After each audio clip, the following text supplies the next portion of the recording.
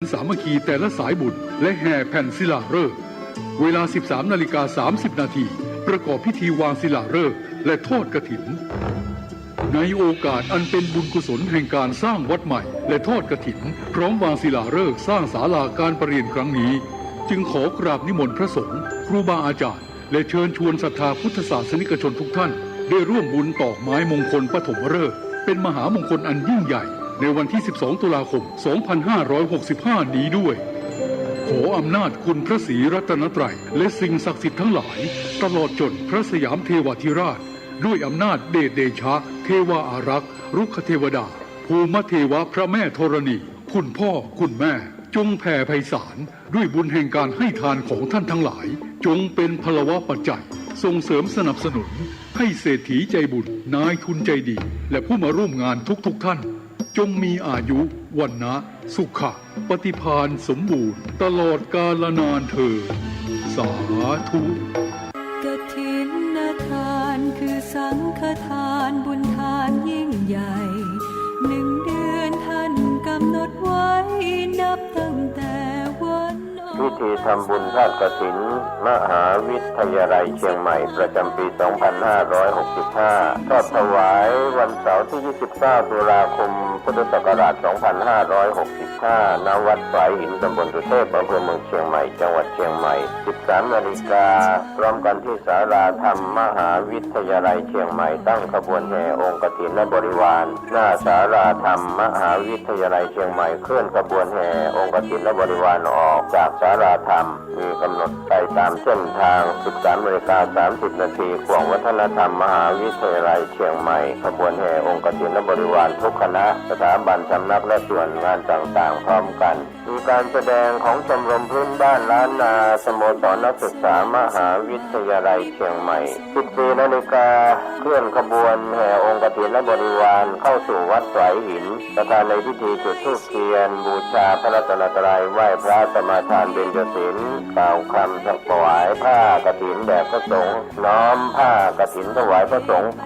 อัปโลกกฐินถวายทายธรรมแด่พระสงฆ์กรรมการสภามหาวิทยาลัยอธิการบดีรองอธิการบดีผู้ช่วยอธิการบดีประธานกรรมการส่งเสริมมหาวิทยาลัยคณบดีผู้อำนวยการสถาบันสำนักศูนย์กองประธานสภาพนักงานมหาวิทยาลัยนายกสโมสรมหาวิทยาลัยนายกสโมสรนักศึกษามหาวิทยาลัยตาม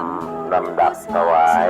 ทายธรรมแด่พระสงฆ์อนุโมทนากรวดน้ำรับพรลาพระสงฆ์ 15:30 น.ประกาศผลรางวัลการประกวดขบวนกฐินก็เป็นข่าวสารงานทำบุญทอดกฐินมหาวิทยาลัยเชียงใหม่ประจำปี 2565 ตรงกับวันเสาร์ที่ 29 ตุลาคม 2565 ก็ถวายกับพระคุณเจ้าที่จำพรรษาส่วนใจมาศวัดสายหินตำบลสุเทพอำเภอเมืองเชียงใหม่จังหวัดเชียงใหม่ขอเชิญท่านร่วมบุญร่วมกุศลติดต่อได้ที่มหาวิทยาลัยเชียงใหม่และวัดสายหินที่จะร่วมทำบุญในคราวครั้งนี้ได้ความสุขกายสุขใจโดยทั่วหน้ากันสร้างเหตุปัจจัยด้วยศรัทธาด้วยปัญญารู้เห็นทำตามจริงขอเชิญสาธุชนสร้างบุญกุศลยิ่งใหญ่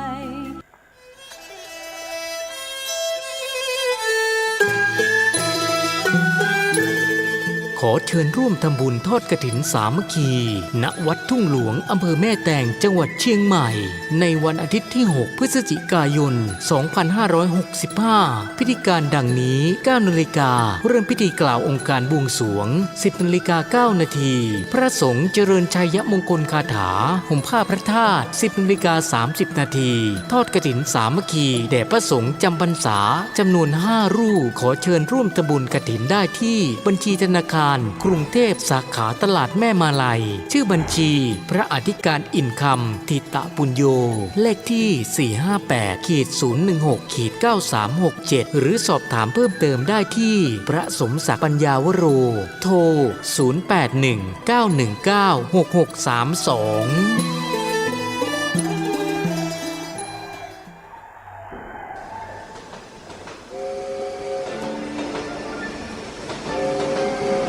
ข่าวสาร ารเพื่อการประชาสัมพันธ์กำหนดการฟังเทศรายการรถด่วนขบวนพิเศษฤดูกาลเข้าพรรษาปี 2565 จัดโดยคณะสงฆ์จังหวัดเชียงใหม่องค์กรเครือข่ายชาวพุทธจังหวัดเชียงใหม่ดำเนินงานโดยกลุ่มหนุ่มสาวจังหวัดเชียงใหม่ขบวนที่ 9 18 กันยายน 2565 แรม 8 ค่ำเดือน 12 เหนือรถด่วนไปยังวัดรังกาตำบลฟ้าห้ามอำเภอเมืองเชียงใหม่จังหวัดเชียงใหม่ 20 นาฬิกาฟังพระธรรมเทศนา1 กันขบวนที่ 10 25 กันยายน 2565 แรม 15 ค่ำเดือน 12 เหนือเดินทางไปยังวัดอรัญยวาสตำบลบ้านปงอำเภอหางดงจังหวัดเชียงใหม่ 20 นาฬิกาฟังพระธรรมเทศนา1 กันขบวนที่ 11 3 ตุลาคม 2565 ขึ้น 8 ค่ำเดือนเกียงไปยังวัดสันป่าแดงตำบลต้นเปาอำเภอสันกำแพงจังหวัดเชียงใหม่ 20 นาฬิกาฟังพระธรรมเทศนา1 กันขบวนสุดท้าย 10 ตุลาคม 2565 ขึ้น 15 ค่ำเดือนเกียงเดินทางไปยังพุทธสถานเชียงใหม่ก็เป็นวันมอบโล่กลุ่มหนุ่มสาวจังหวัดเชียงใหม่เป็นเจ้าภาพในช่วง 20 นาฬิกาก็เป็นรายการกำหนดการรถด่วนขบวนพิเศษเทศกาลเข้าพรรษาในปี 2565 จัดโดยคณะสงฆ์จังหวัดเชียงใหม่องค์กรเครือข่ายชาวพุทธจังหวัดเชียงใหม่โดยมีกลุ่มหนุ่มสาวจังหวัดเชียงใหม่ดำเนินการก็เป็นกำหนดการที่ท่านจะได้ไปร่วมกิจกรรมในส่วนของรถด่วนขบวนพิเศษในปีนี้ก่อนจากยกมือไหว้กันส่งสัญญาณพบกันอีกข่าวสารเพื่อการประชาสัมพันธ์ขอเชิญชวนผู้ใจบุญร่วมบุญจัดซื้อที่ดินถวายวัดกู่มาปินร้าง300 ปีบ้านป่าขุยหมู่ที่ 3 ตำบลสันปูเลยอำเภอดอยสะเก็ดจังหวัดเชียงใหม่เพื่อขยายพื้นที่วัดเพิ่มขึ้นเนื่องจากวัดมีพื้นที่น้อยจะทำการสร้างเป็นศาสนสถานที่ปฏิบัติธรรมสืบสานศาสนาต่อไปร่วมบุญได้ที่ธนาคารกรุงเทพเลขที่บัญชี 772-015-2391 ชื่อบัญชีวัดชัยสถานเพื่อบูรณะวัดกู่มาปินหรือร่วมบุญติดต่อโดยตรงที่พระธวัชชัยธีรปัญโย 0801732709 065 0209009 ข่าวสารเพื่อการประชาสัมพันธ์ก็มีความสนใจที่จะจัดทำหนังสือชุดความรู้เรื่องพระพรหมมงคลฝ่ายวิปัสสนาทองสิริมังคโรศาสนบุคคลคุณภาพกับการเผยแผ่พระพุทธศาสนาก็จะมีการจัดพิมพ์ 2,500 เล่มภาษาไทย 2,000 เล่มภาษาอังกฤษ 500 เล่มท่านที่สนใจร่วมบุญบริจาคได้ที่บัญชีธนาคารกรุงไทยเลขที่บัญชี 5111714383 ชื่อบัญชีพระครูภาวนาโสภิตบุญญาวิสิทธิ์เมืองวงติดต่อสอบถามได้ที่พระครูภาวนาโสภิตฝ่ายปัจจนาด็อกเตอร์เจ้าอาวาสวัดบ้านเหล่าพระเจ้าตาเขียวอำเภอป่าซางเชียงใหม่โทร 0969521159 ได้ทุกวันสถานที่อันแล่นแค้นสถานที่อันเป็นที่ทำโทษแก่สัตว์ทั้งหลายผู้ประกอบอกุศลกรรมเตกรรมยะกะใจบาปกรรมบาปหยาบช้าแสนสาหัสแล้วก็ต้องไปรับผลของกรรมณสถานที่ต่างๆเรียกว่ามรณกหรือว่านิรยภูมิก็ภูมิอันที่ปราศอันได้รับทุกขเวทนา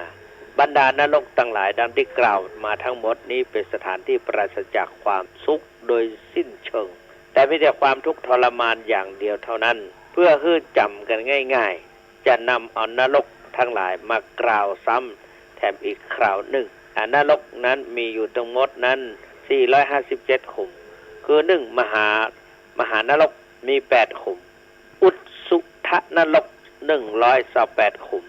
ยมนรก320โลกันตนรก1ขุมแล้วรวมก็ถึงหมดก็มีอยู่457ขุมสัตว์ที่ไปเกิดในนรกเหล่านั้นต้องเสวยกรรมหรือเสวยทุกข์อยู่สิ้นกาลนานแต่จะนานเท่าใดนั้นบ่แน่นอนเพราะมันขึ้นอยู่กับบาปกรรมที่ได้กระทำไว้ทั้งนี้ก็ย่อมเป็นไปตามในว่าอปาเยสุหิกัมมะเมวะปะมานังในอบายภูมิทั้งหลายอกุศลที่ทำไว้นั่นเองจะเป็นเครื่องประมาณอายุของสัตว์ หมายความว่าถ้าทำบาปกรรมไว้มากก็ต้องตกนรกอยู่นานและต้องตกนรกหลายขุมเช่นพอเสวยกรรมในมหานรกแล้วหากบาปกรรมยังบ่หมดก็ต้องไปเสวยกรรมในอุสุตนรกยมโลกเสวยทุกข์อยู่ล่มไปจนกว่าจะสิ้นกรรมบางทีตกนรกขุมที่เป็นบริวารก่อนแล้วจึงมาตกมหานรกทีหลังสุดแต่ว่ากรรมใดจะฮื้อผลก่อนฮื้อผลทีหลังบางทีทำกรรมบาปไว้มากต้องมาตกนรกเรื่อยไปที่ผ่านมาในมหานรก8ขุมก็มีบางทีบางสัตว์ตกนรกเพียงขุม2ขุมแล้วก็สิ้นกรรมเหมือนเช่นพระเทวทัตท่านตกอยู่ในอเวจีนรกเพียงขุมเดียวเท่านั้นพอพ้นแล้วก็จะได้กลับมาเกิดเป็นมนุษย์ในอวสานที่สุดท้ายก็จะได้มาตรัสเป็นพระปัจเจกพุทธเจ้ามีพระนามว่าอัฏฐิสรปัจเจกพุทธเจ้าดังนี้เป็นต้นถ้าทำบาปกรรมไว้น้อยเพียงตกนรกได้บรรดาลกุศลกรรมที่ตนทำไว้บันดาลให้ระลึกถึงบุญกุศลขึ้นอันนั้นขึ้นมาก็เปลี่ยนจากสภาพนรกไปอุบัติในภูมิอื่นต่อไปจึงสรุปความได้ว่าได้จะเสวยทุกโทษอยู่ในนรกจ้านานเพียงใดนั่นก็สุดแต่กุศลกรรมที่ทำไว้เป็นประมาณก่อนที่จะหมดเรื่องนิรยภูมิก็ขอย้ำกล่าวแถมทีเพื่อเป็นเครื่องชี้ทางว่าการที่จะไปเกิดในโลกนรกใดก็เพราะทำบาปกรรมความชั่วไว้ในไตรทวารคือในบาปทางกายทวารคือบาปทางกายทางวาจาทางจิตทางใจถ้าผู้ใดทำบาปทั้ง3ทางนี้ต้องเสวยทุกโทษไปเกิดในนรกแน่นอนเพราะมีพระพุทธวจนะตรัสไว้ว่านิละยังปาปกรรมิโนนิละยังปาปกรรมิโนทำกรรมชั่วไว้ต้องไปเกิดในนรกข้อนี้เป็นเพียงตัวอย่างดังต่อไปนี้1บุคคลที่ทำปาณาติบาตคือฆ่าสัตว์ตัดชีวิตเขาเป็นประจำคันสิ้นชีพตายไปผลกรรมก็ย่อมทำให้ไปเกิดในสัญชีวมหานรกบุคคลใดทำอนิจนาทานคือประพฤติเป็นโจรขโมยลักเล็กขโมยน้อยเอาของเขาเบียดบังเอาของเขาช่อชนเอาของเขาโลภเอาของเขาทำเล่ห์กลเอาของเขาย่อมถูกกรรมชักนำไปเกิดในกาลสุตตมหานรกบุคคลใดก็ดีทำกาเมสุมิจฉาจารคือประกอบด้วยราคะดำริษณาคือประพฤติผิดประเพณีเป็นประจำคือไปคบค้าสมาคมกับภรรยาของคนอื่นหรือสามีของคนอื่นเป็นประจำถือว่าไผหันก็จังไผบ่หันก็จังก็ถือว่าไผฮู้ก็จังไผบ่ฮู้ก็จังก็ย่อมไปเกิดในโลรุวะมหานรกกรรมที่จะผลิผลเพื่อไปเกิดในสังคตมหานรกถ้าทีนี้ก็บุคคลใดกล่าวมุสาเป็นประจำคือประพฤติวจีทุจริตผิดวาจาเป็นประจำขันสิ้นชีพไปก็กรรมก็จะพิผลให้ไปเกิดในโลลุวมหานรกส่วนบุคคลใดชอบดื่มสุราเสพสิ่งเสพติดของมัวเมาเป็นประจำขาดสติสัมปชัญญะอยู่เรื่อยไปเป็นปัจจัยให้เกิดในมหาโลลุวันนรกอันนี้เพิ่นว่านะไม่ใช่อาตมาว่านะอ่านตามเพิ่นมาได้จะสังเกตได้เป็นภาษาอ่าน แล้วก็มาดัดแปลงเป็นคำพูดก็ว่ามันกันละเดี๋ยวโดนโทรศัพท์มา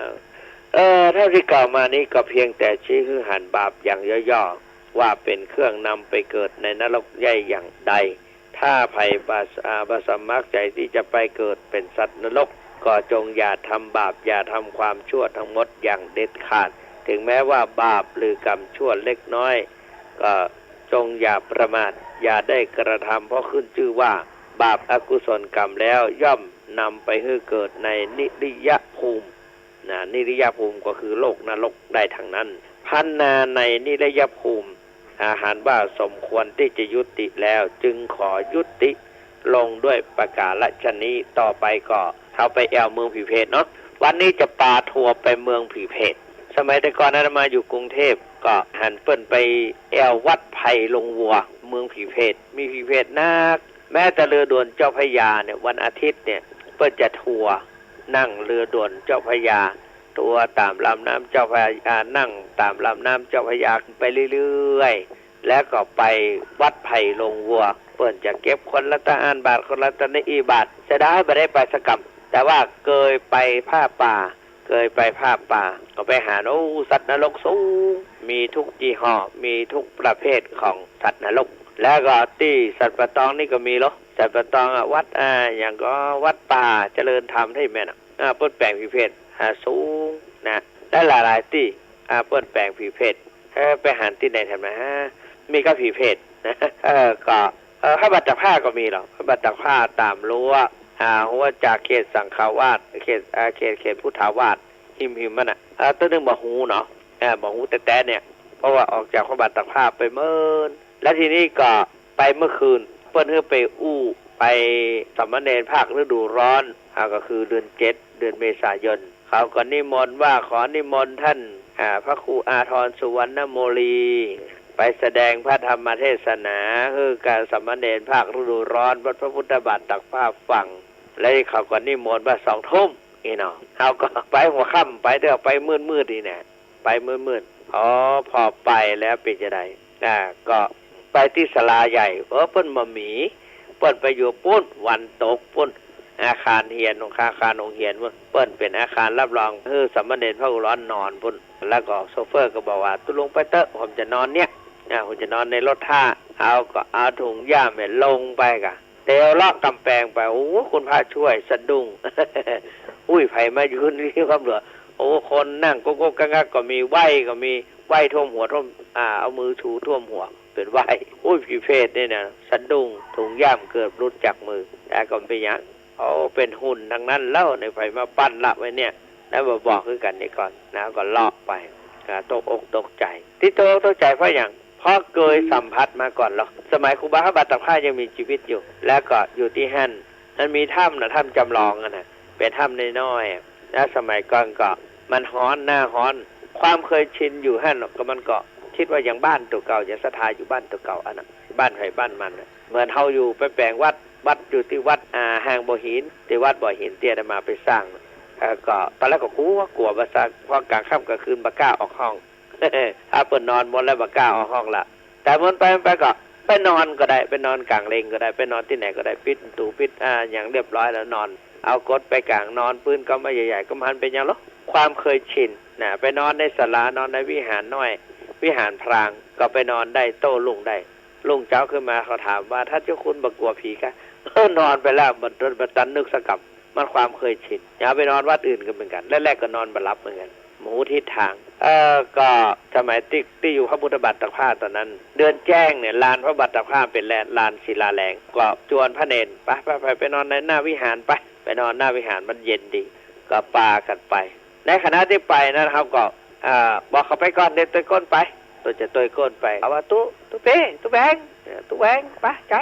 ไปก่อนเดี๋ยวตัวไปขอปิดไปเนี่ยเอาก็ได้ว่าเขาไปแล้วเขาก็หอบผ้าหอบผ่อนมาปิดตู่พลุงพลังไปไป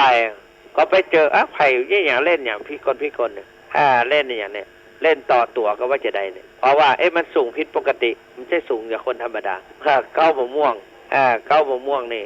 นึกว่าเขาเอาไม้ซ้ำมาอย่างนึกว่ามาเล่นกันนึกมาหลอกเขาเนี่ยเป็นคนแต่เนี่ยอุ้ยยังมาสูงแต่สูงว่าเนาะก็พอก็เดี๋ยวเหลียวไปเดี๋ยวมาเขาก็มันเตียวบอกออกไปละ เตียวบอกออกไปละเอาละเดือดร้อนละเลยมันสะดุ้งกันนะเตียวบอกออกสูงแต่สูงว่าก็แค่ที่จะห้องเสียงลงมันก็ห้องบอกออกมันจึงไปเลยนะจึงไปเลยแล้วก็ยืนนั่งอยู่ยืนอยู่กับที่เคยฮะน่ะแล้วก็นี่มันหายไปแล้วก็ตั้งสติได้เตียวปิกุติเขามาห้องบปักสักกรรมตัวแหวงปักสักกรรมมาได้ต่อกรสักกรรมลุงเช้าขึ้นมาเขาก็ถามว่าไปเที่ยวผีเพศนี่นะโอ้สูงแต่สูงค่ะเริ่มไปเราต้องให้มันไปนอนลานวัดแล้วล่ะอันนี้ก็มันน่าจะเป็นไปได้พอไปเคยหันแล้วเตือนก็สะดุ้งตกใจ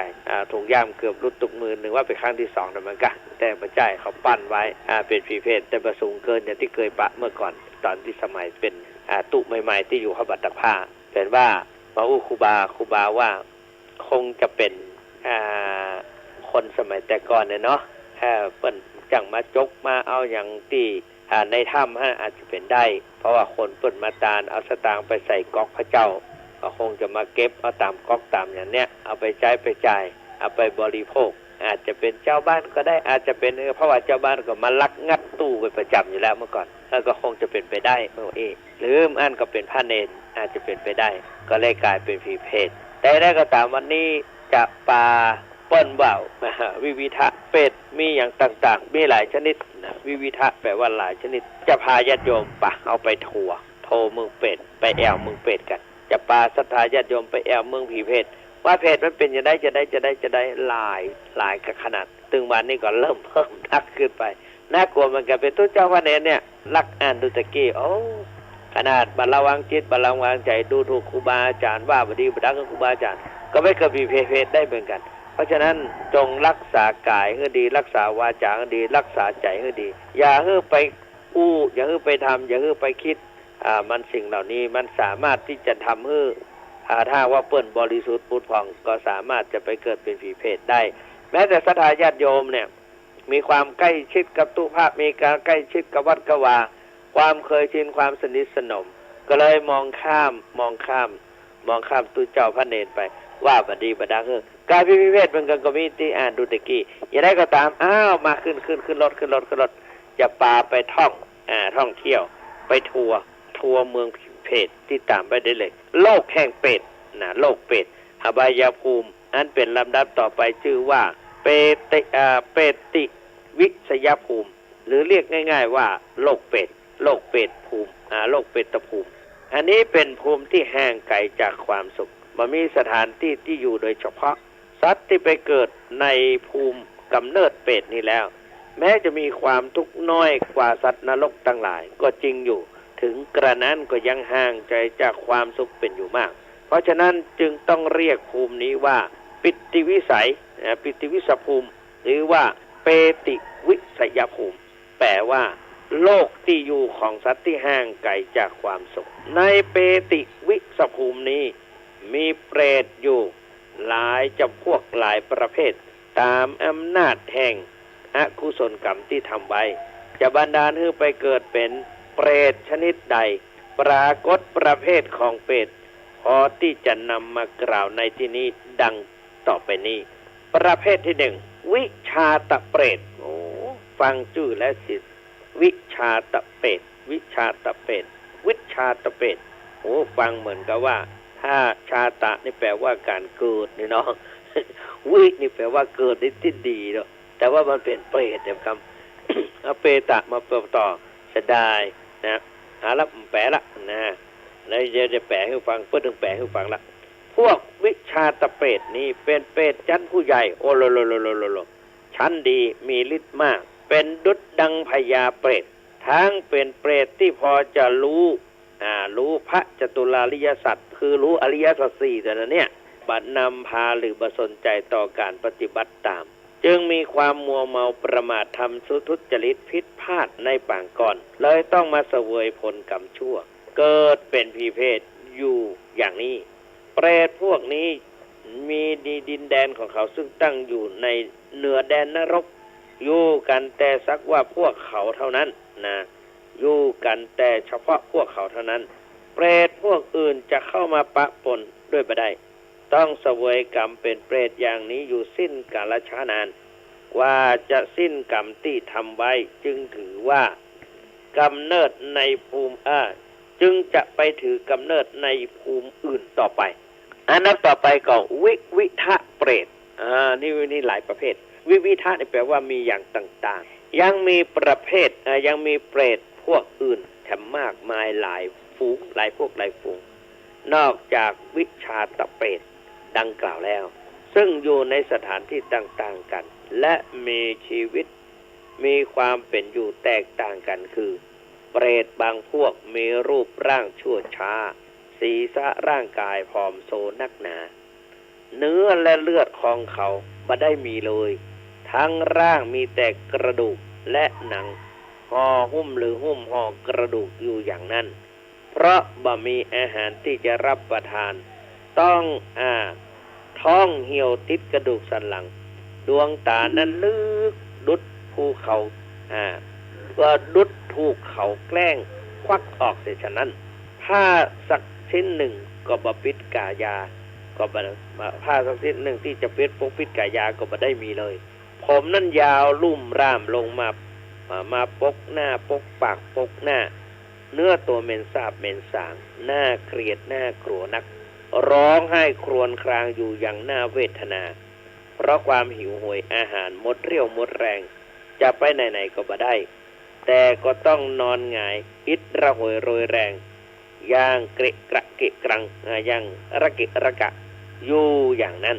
หูของพวกเขาจะได้ยินเสียงประดุจคนเรียกร้องแผ่วแผ่วแผ่วแผ่วแผ่วดังแว่วมาแต่ไกลว่าพวกสูเจ้าทั้งหลายเอ๋ยจงมากินข้าวกันเถอะมากินข้าวกินน้ำได้เวลากินข้าวแล้วลุกขึ้นมาเถอะเร็วๆได้เวลากินข้าวแล้วแผ่วมาอย่างอีฝูงเปรตทั้งหลายได้ยินเสียงกำบันดาลเช่นนั้นก็เข้าใจว่ามีข้าวน้ำโภชนาหารต่างดีอกดีใจคิดจะลุกขึ้นแต่ก็ลุกขึ้นมาได้เพราะหมดเรี่ยวหมดแรงแล้วก็พยายามลุกขึ้นอย่างแสนลำบากบางตนต้องล้มลงนอนหงายแผ่แต่ก็ได้ยินเสียงเรียกไปกินข้าวไปกินน้ำยังดังแผ่วมากระทบหูอยู่เรื่อยๆพวกเขาจึงมีอุตสาหะพยายามเกาะกลุ่มลุมเล้าล้มลุกคุกคานล้มหงายอยู่หั่นในที่สุดก็ลุกขึ้นได้คันลุกขึ้นได้ก็เอามืออันเหี่ยวแห้งพาดขึ้นเหนือศีรษะชื่นชมยินดีค่อยๆพยุงสรีระร่างกายไปสู่ทิศทางที่ได้ยินเสียงเร่งไปเร่งหาอยู่ช้านานแต่ก็จักได้ผ่านพบข้าวและน้ำก็หาไม่ได้เลยเขาจึงร้องให้ครวญครางทางล้มกริ่งเกลือกอยู่ด้วยความหิวโหยอยู่อย่างนั้นนั่นเองในพระเจ้าบานานก็มีเสียงเรียกร้องเร้าใจพยายามทำแต่เขาก็จะได้เจออาหารสักนิดก็หาไม่ได้เลยได้ยินเสียงแต่เรียกร้องอย่างเดียวว่าเร็วๆลุกขึ้นมาเถอะมากินข้าวกันเถอะวันนี้อาหารอร่อยจังเลย หมูสะเต๊ะก็มีลาบลูกแกงก้อยต้มยำต้มอะไรต้มกุ้งอร่อยลุกขึ้นมาเถอะพวกเราลุกขึ้นมาเร็วๆคนอื่นเขาจะกินหมดแล้วเร็วๆหลายได้บางพวกได้ยินหลายร้อยหลายพันปีจนกว่าจะสิ้นเวรสิ้นกรรมเป็ดเหล่านี้เป็ดจะได้อุปนิสัยเขาได้ทำกรรมมาอย่างมากถึงได้เป็นอย่างอี้ก็เขาหาแล้วฝังเด้อ เขาประกอบกรรมอันใดไว้บุพกรรมของเขาในชาติปางก่อนเขาเกิดเป็นมนุษย์ใจร้ายมักริษยาคนอื่นหันคนอื่นมั่งมีเหนือกว่าตนก็บ่พอใจครั้นเห็นคนที่ยากไร้กับดูแคลนอยากจะได้ทรัพย์สินของคนอื่นทำเล่ห์ทำกลหลอกลวงเอาทรัพย์สินของคนอื่นมาเป็นของตนทั้งที่เป็นคนตรณีบ่ยินดีในการฮื้อการตานหันคนอื่นเขาฮื้อทานก็คอยห้ามปรามช่อกงเบียดเบียนเอาทรัพย์สินของสาธารณะหรือของสงฆ์เอามาเป็นของตนด้วยโลภะเจตนาคันตายไปแล้วจึงต้องไปเกิดเป็นผีเพศเสวยทุกขเวทนาอย่างร้ายกาจเห็นปานนี้ฉะนี้แลเนี่ยบรรดานรกทั้งหลายดังที่กล่าวมาทั้งหมดนี้เป็นสถานที่ปราศจากความสุขโดยสิ้นเชิงทีนี้กับเปรตจำพวกหนึ่งมองดูสรีระร่างกายก็ดูงามดุจดังพรหมมีรัศมีออกจากร่างกายเปล่งปลั่งดุจทองธรรมชาติแต่แปลกประหลาดตรงที่ว่าปากของเขานั้นมีสันฐานเป็นปากสุกรน่าเกลียดเลยทำให้บัดน่าดูน่าชมทั้งเป็นเปรตที่อดอยากนักหนาจะหาสิ่งใดกินก็บ่ได้ทำฉะไหนจึงได้เป็นเปรตแปลกประหลาดเช่นนี้ทราบว่าเคยแต่ก่อนในการก่อนเคยเกิดเป็นมนุษย์ได้มีโอกาสพบพุทธศาสนาได้บรรพชาถือบวชเป็นพระเป็นสงฆ์อุตส่าห์รักษาศีลอย่างบริสุทธิ์ร่างกายจึงมีร่างกายพุทธผ่องเช่นดังพรหมแต่ก็ต้องมาเกิดเป็นผีเพศมีปากเหมือนหมู ดูน่าชังก็เพราะว่าเขาเคยเกิดความประมาทพลาดพลั้งกล่าวคำตำหนิติเตียนครูบาอาจารย์ซึ่งเปิ้นบ่มีโทษบ่มีความผิดด้วยความเข้าใจผิดอันเกิดจากอกุศลจิตของตนกรรมจึงบันดาลให้ไปเกิดเป็นผีเพศหันประจักษ์อยู่อย่างนี้แหละต้องปฏิเตอร์ครูบาอาจารย์เวลาทำวัดแล้วก็จะมีวันตาน้อยวันตาหลวงวันตาหลวงแล้วก็วันตาน้อยขอเข้ามาครูบาอาจารย์ ดูเหมือนว่าได้ผิดได้ล่วงเกินอาจารย์ได้ครูบาอาจารย์เวลาเขาไปที่ไหนเขาก็ไปสู่มาครูบาอาจารย์วันตาน้อยวันตามีพันเตสัพพังอปัลลตังคัมมาตาเมพันเตมายากะตังญาสามินาอนุโมทิตาวังสามินากะตังปุญญังไมหังทาตาวังสาธุสาธุอนุโมทามิครูบาอาจารย์ก็จัตตาโลธัมโมวะตันตุอายุวันโนสุขังปะรังสา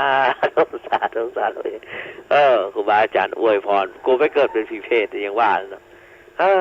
นะประมาทน้อยเดียวนะเพราะความประมาทพลาดพลั้งมาสำรวมวาจาเนี่ยว่ากรรมอู้อย่างเตียดมาเคยว่าเนี่ยเมื่อก่อนเขาจะอู้เนี่ยเขาเป็นนายมันอู้แล้วมันเป็นนายเขาแต่ถ้าอู้ไปแล้วบางคำมันบรรทุกมาต้องเนี่ยต้องไปเกิดในภพภูมิทั้งที่เกิดมาเป็นตู้เป็นพระรักษาศีลภาวนามาอย่างดีมีร่างกายพุทธพองเหมือนดังพญาพรหมแต่ว่าปากเป็นหมูเว้ย ปากจูเนี่ยเนาะถูกตบปากบุญพื้ลือไปเถียงพระอินทร์เนาะพญาอินทร์ตบปากเขาปากบุญพื้ลืออันนี้ที่ไปเกิดไม่ก็เพราะว่าไปว่าบดีบดักคือครูบาอาจารย์สำรวมมันนะวาจายะสาวโรสาธุการสำรวมวาจาเป็นสิ่งที่ดี มาฟังแถมต่อดูแถมเปรตอีกฝูงหนึ่งมีร่างกายงดงามน่าดูน่าชมราวกับเทพพยดา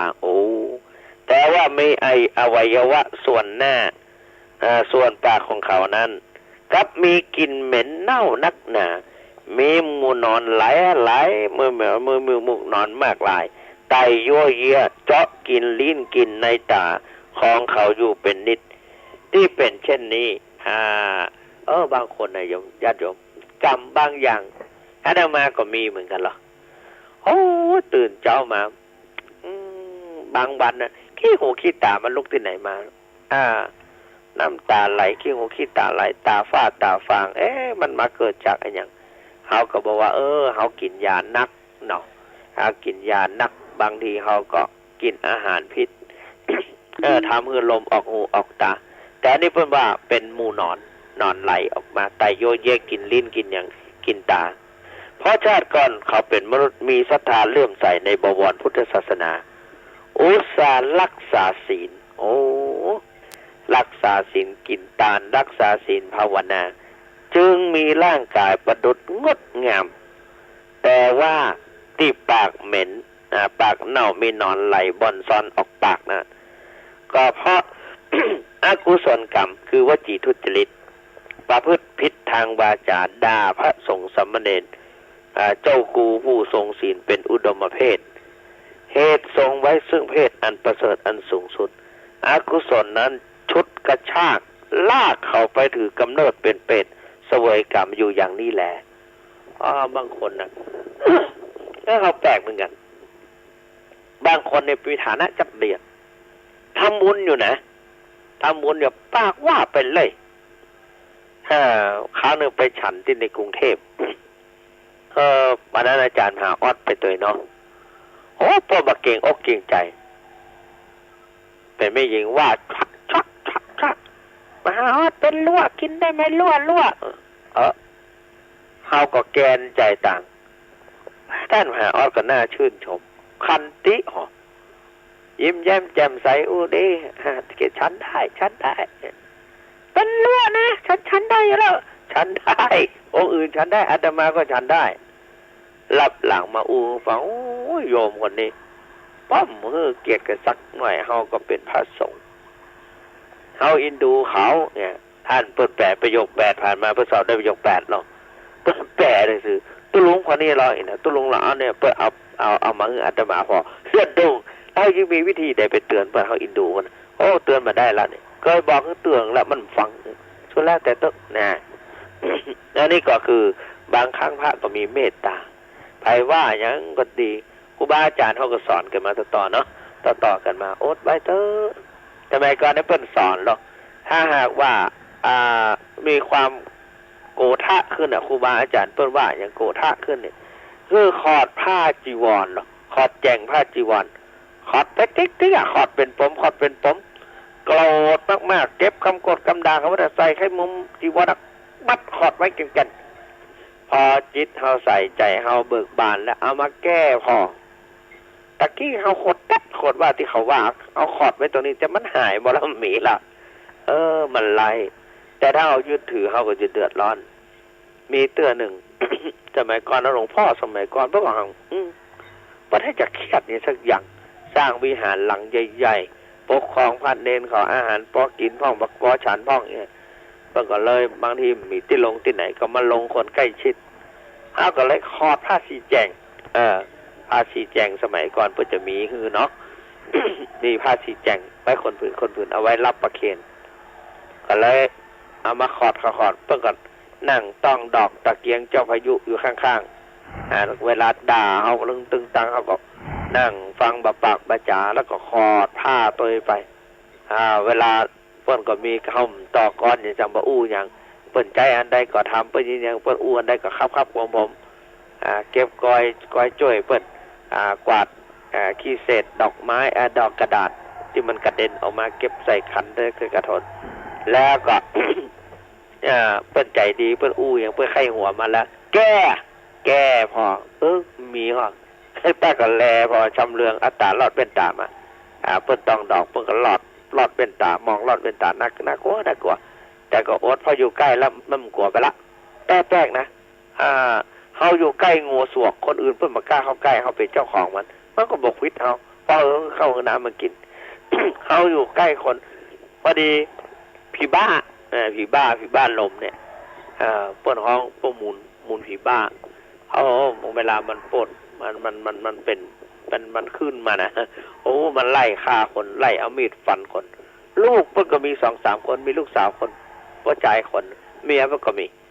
มันก็ไม่ใช่อย่างคือเปิ้นหรอกมันก็กำมีดขึ้นฟันท่านฟันนี่มันก็บ่ฟันลูกฟันเมียมันบ่ฟันแต่ถ้าคนอื่นแล้วมันไล่ไล่เอาจริงเอาจังเอามีดไล่ขว้างมันคนก็กลัวกันไผซอยนั้นไผบ่กล้าไป แต่ว่าลูกของเปิ้นมันเยอะ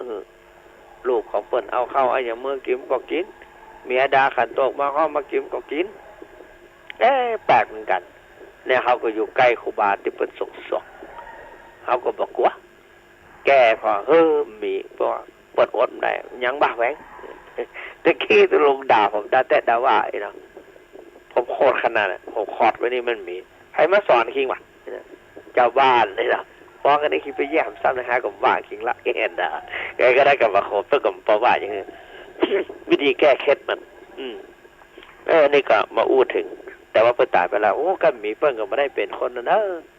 เปิ้นสอนแหวงอด3เตอเป็นเจ้าอดเก่าเตอเป็นครูบาอาจารย์ตุนอ้อยตุนตันถึงกาลเวลาหาความหวานบ่ได้เอาสตางค์ไปอยู่หาบาทเตอว่าแหวงเอ้ยนะเปิ้นแฮกเอาสมัยก่อนตอนที่เปิ้นป่วยใหม่ๆเปิ้นพยายามเหนี่ยวลังไปอยู่เตอเปิ้นข้าอยู่คนเดียวข้างอแบ่งมาอยู่แต่ข้าเตอเขาก็บอกว่าป่านมาบัดได้มาบัดได้ผมออกไปแล้วผมก็ต้องขึ้นต้นไม้ต้องมันสุดยอดกันนะตุลุงเนาะเนี่ยตุลุงต้องการให้ผมขึ้นต้นไม้ถึงยอดไม่ก่อนเนี่ยกว่าเขาจะถึงยอดเพิ่นตายไปหะล่ะมาตันสักกับเสียดายแต่ว่าวันรุ่นมาเกาะเดี๋ยวนี้พวกปกติเนี่ยวันรุ่นก็จะไปแปลงอนุสาวรีย์คือปั้นหุ่นเปิ้นมีสตังค์เล็กสน้อยก็จะปั้นหุ่นเปิ้นไปกราบไหว้ลูกเต้าเหล่าหลานเปิ้นมาสักการะบูชาก็จะได้กราบได้ไหว้เปิ้นเหมือนกล่าวว่าวัดแห่งบ่อหินหรือวัดใหม่บ่อหินของอาตมาเนี่ยจะปั้นรูปครูบาอาจารย์ไว้3รูป 1ครูบาวัดพระพุทธบาทตักผ้า2ครูบาปัน3หลวงพ่อทองครูบาพระบาทตักผ้าเปิ้นมรณภาพไปแล้วครูบาปันก็มรณภาพไปแล้วแต่ว่าหลวงพ่อทองเปิ้นยังมีชีวิตอยู่ก็มาปั้นเตือกันเฮาตายก่อนก็แล้วกันไปก็บางทีก็อาจจะปั้นเอาน้อยหรือว่าใหญ่หรือตัวเปิ้นอนุสาวรีย์เนี่ยปั้นเต้าตัวเก่ามาได้นะปั้นเต้าตัวองค์เปิ้นเต้าแป๊ะมาได้สักหลายเขามาอู้ให้ฟังว่า พระบาทสมเด็จพระพุทธเจ้าหลวงทรงให้นายช่างปั้นพระรูปเหมือนเป็นเต้าองค์จริงเต้าพระองค์แล้วก็เอาทรงประทับหลังม้านั้นสมัยเสด็จไปทางยุโรป ภาคยุโรปที่ประเทศล่าอาณานิคมนะล่าอาณาจักรสหาเมืองขึ้นพระบาทสมเด็จพระเจ้าอยู่หัวเขาก็ไปแอวพอดีก็พระบาทสมเด็จจุลจอมเกล้าเจ้าอยู่หัวไปเจริญสัมพันธไมตรีต่อชาติต่างๆเพื่อป้องกันมาให้ประเทศมหาอำนาจมารุกรานเอาเมืองไทยเป็นประเทศเมืองขึ้นของเปิ้ลก็ไปแอวก่อนจะไปนั้นหลวงพ่อวัดหนังหลวงพ่อวัดหนังใกล้ๆกับวัดนางนองไปแถววัดอนาคปกกรุงเทพ ทราบว่ามหาบพิตรจะเสด็จไปก็เข้าทูลพระสมัยก่อนเนี่ยเปิ้ลนั่งข้างในได้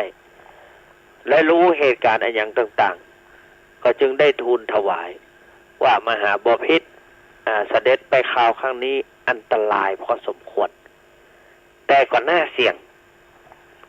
ไปแล้วได้ประโยชน์อันตรายพอสมควรพระเจ้าหลุยนะเพื่อจะเอาม้านะเป็นม้าชอบทำร้ายคน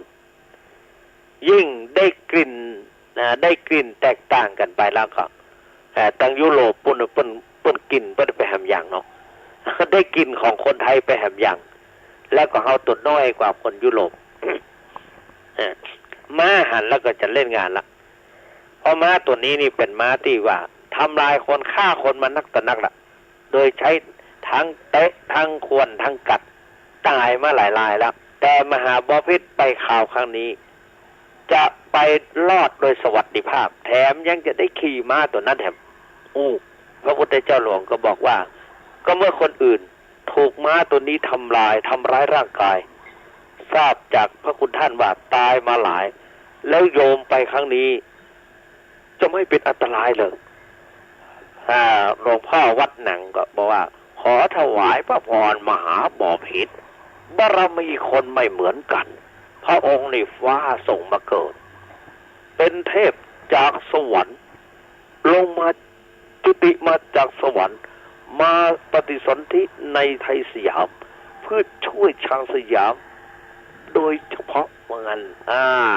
ได้กำลังใจแล้ว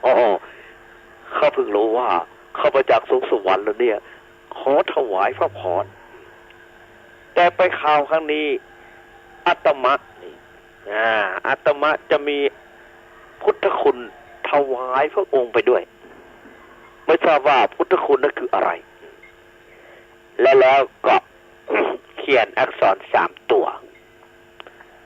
ในหลวงรัชกาลที่5ไปจุลจอมเกล้าเจ้าอยู่หัวเสด็จไปพอไปแล้วประกาศพระเจ้า